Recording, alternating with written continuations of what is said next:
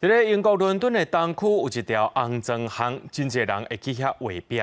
顶礼拜，互一个中国留学生写一寡社会主义的标语，却引起支持甲反对民众拢走去遐画惨烈。听讲，这个中国留学生的个人因素、爸母资料拢去互挖出来，受到网络霸凌。当地议会也决定讲要先甲这个壁来甲伊全部拆掉，所以引起搁较侪争议。平等、公正、法治、爱国、敬业、诚信、友善等12个中国社会主义核心价值的标语，出现伫伦敦东区以画壁艺术出名的红砖巷，互经过华人有一粒转去中国感觉。Well, I think they're stupid. Why? Well, because this is not. They are not presenting arts. It's simple. It's not aesthetic.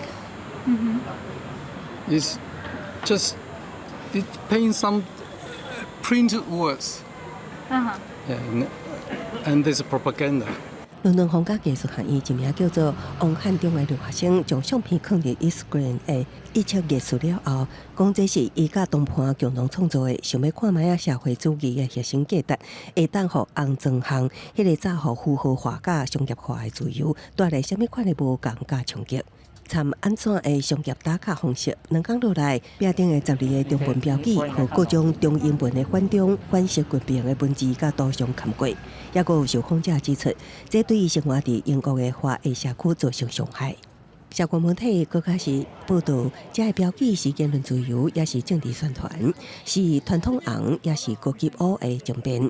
原创作者事后伫 IG 发表声明，讲家己甲团队遭到网络霸凌、死亡的威胁，有年岁爸母告知封藏伫网络，遭遇电话骚扰。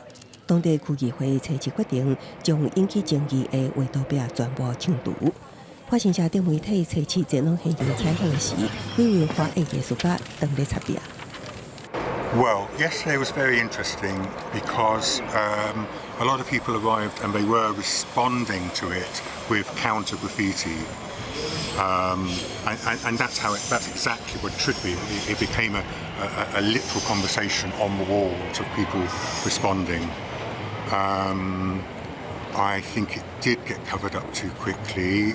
自早以来，红砖巷伫伦敦就有画壁人天堂的风格。即摆引起反中、亲中争议的壁顶，原本有纪念在英过身的记录艺术家马蒂班森的画图。其中一位创作者波夫曼伫 IG 发文表示，作品和其他的画图勘过，本来就是记录艺术文化一部分。也毋过，即摆住伫澳洲的中国流亡政治漫画家巴丢草接受美国之音访问时指出。